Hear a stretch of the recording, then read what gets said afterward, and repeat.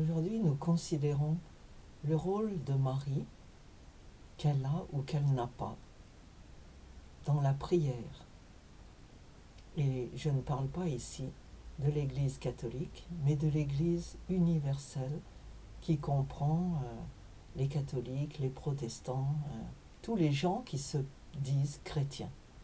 Et par chrétien, je pense à tous les gens qui croient que Jésus-Christ est le Sauveur du monde, qu'il est le Fils de Dieu et le Messie.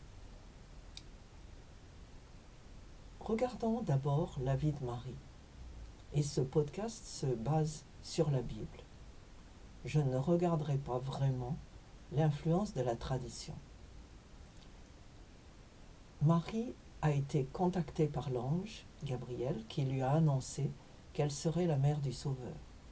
Elle a accepté ce rôle, mais quand l'ange lui a parlé, il ne lui a pas dit qu'elle serait autre chose que la mère charnelle de Jésus. Ensuite, le jour où elle est allée au temple pour la présentation de Jésus en tant que bébé, elle a reçu une prophétie de Siméon et Siméon lui a annoncé qu'elle allait souffrir, que sa vie ne serait pas facile. Il n'a pas vraiment donné de détails et en tout cas, il ne lui a pas non plus assigné de la part de Dieu quelque rôle que ce soit dans cette histoire. Les secrets du royaume de Dieu, Jésus a dit, sont réservés aux disciples. C'est l'Esprit de Dieu qui nous révèle les secrets de Dieu, ce qu'il désire nous communiquer. Et nous regardons maintenant le rôle de Jésus vis-à-vis de sa mère quand il est devenu adulte. Ils étaient à Cana et c'est la première fois que la Bible a noté un dialogue entre Jésus et sa mère. La mère de Jésus connaissait les pouvoirs de son enfant, de son fils, qui avait à l'époque une trentaine d'années. Et il était là, invité séparément avec ses disciples. La mère avait été invitée en tant que couple avec Joseph. Et elle a remarqué à un certain moment que l'organisateur des festivités n'avait pas vraiment prévu assez de vin pour tous les invités. Et donc elle a été à Jésus, elle lui a dit, ils n'ont plus de vin. Elle ne lui a pas dit, fais quelque chose. Elle s'est contentée de mettre en avant ce manque qui était important, bien sûr, pour le mariage, qui était fêté. Et on remarque que Jésus n'a pas dit « Ah oui, je l'avais déjà remarqué, je vais m'en occuper ». Il a poussé de côté la demande de sa mère. Il ne lui a pas donné suite en tant que demande de Marie. Il lui a seulement dit « Ce n'est pas ton affaire, mon heure n'est pas encore venue ». Pour Jésus, il y a un temps pour tout. Et là, il dit clairement, ce n'est pas le moment. Mais Jésus savait qu'il allait faire quelque chose. Et la raison, ce n'était pas que Marie lui avait dit ça, parce qu'il le savait déjà. Mais il avait la compassion de vouloir aider. Et donc, il a changé l'eau en vin. Mais ça n'était pas une réponse à la demande de Marie. C'était sa propre initiative. Clairement démontrée par la réponse qu'il avait donnée à sa mère. Et donc, Marie a été, dès l'abord, écartée de ce rôle de médiatrice entre les gens, le peuple et Jésus. Ensuite, Jésus priait et ses disciples, comme nous en informent les évangiles, lui ont demandé de leur apprendre à prier. Et quand il leur a appris quand il leur a donné ce modèle de prière, qu'on connaît comme le Notre Père aujourd'hui, bien sûr ce n'est pas une prière à répéter comme ça, c'est un modèle. Ce sont comme des points qui guident notre prière librement, puisque la prière est une conversation. Elle n'est pas quelque chose qu'on répète par cœur, comme les tables de multiplication. Il a d'abord dit « Notre Père ». Donc la prière s'adresse au Père, et elle s'adresse directement au Père. Ensuite, il a dit « Notre Père qui es aux cieux, que ton nom soit sanctifié, que ton règne vienne, que ta volonté soit faite sur la terre comme au ciel. » Et le reste de la prière que vous pouvez lire dans les évangiles. Nulle part dans cette prière, il n'est fait mention de Marie. Nulle part il n'est fait mention de qui que ce soit d'autre, que ce soit Moïse et Élie qui se sont révélés dans la splendeur de la transfiguration aux trois apôtres principaux, Pierre, Jacques et Jean. Nulle part il n'est mentionné que notre prière devrait être dirigée par l'intermédiaire de qui que ce soit, que cette personne soit humaine ou divine.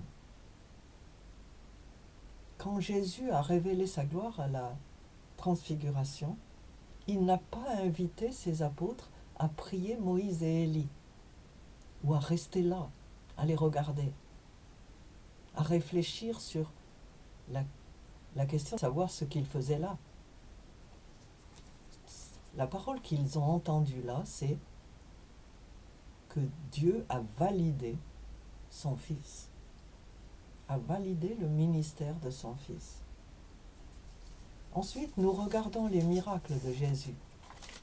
Aucun de ces miracles n'a été fait par l'intermédiaire de Marie. Et jamais les gens de l'époque, les gens qui vivaient autour de Jésus à l'époque, ne sont allés voir Marie à Nazareth pour lui dire « Voilà, il faudrait dire à ton fils de faire quelque chose pour ça, de guérir. » Bon, les gens sont chaque fois allés directement à Jésus. Les aveugles sont allés à lui pour voir. Les sourds sont allés à lui pour entendre.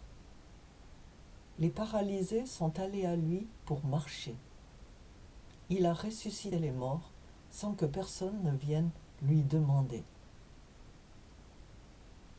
Quelquefois, les gens sont venus à Jésus pour le cas de personnes qui étaient dans un autre endroit. Par exemple, la belle-mère de Pierre était malade et les disciples ont signalé l'affaire, la maladie, à Jésus.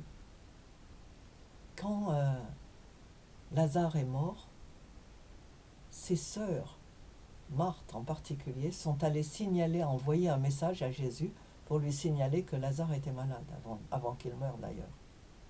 Donc chaque fois, les gens sont allés directement à Jésus. Et ce qui est intéressant, c'est que Jésus lui-même nous a donné la direction à suivre pour notre prière. Dans l'évangile de Jean, il a dit « Je suis la porte ». Il n'y a pas d'autre porte. Si Jésus est la porte, Judas, Pierre, Jacques ne sont pas la porte. Ils peuvent être saints. Ça, c'est d'ailleurs demandé.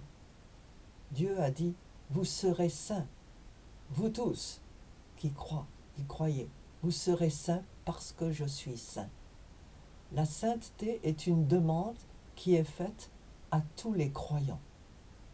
Donc nous sommes tous des saints. Dans cette perspective-là, être saint ne veut pas dire que nous avons fini notre vie et tout réussi. Être saint, c'est être dans la volonté de Dieu, qui nous purifie et qui nous sanctifie chaque jour. Jésus a dit, je suis la porte des brebis. Il a dit aussi, je suis le chemin. Il n'y a pas d'autre chemin. Donc, tous les chemins ne mènent pas au paradis. Si vous voulez aller à Paris, il y a une seule façon d'y aller. Il y a beaucoup de routes, mais à un certain point, vous devrez vous brancher sur celle qui pénètre Paris. Et c'est vrai que en géographie, ça ne marche pas tout à fait comme ça. Hein. Par exemple, bien sûr, il y a des tas de tournants, de carrefours. Mais Jésus a dit, je suis le chemin, pas un chemin.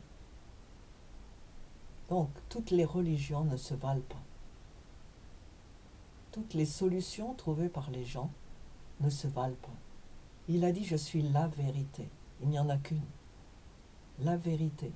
Parce que ce qu'il dit est la vérité. Ce qui veut dire que tout le reste est mensonge. Et enfin, il est la vie.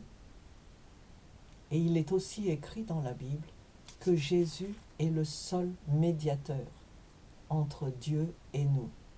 Et c'est pourquoi quand nous prions, nous terminons nos prières en disant « Nous prions tout cela au nom de Jésus-Christ, au nom de Jésus. » Parce que nous entrons par Jésus, la porte.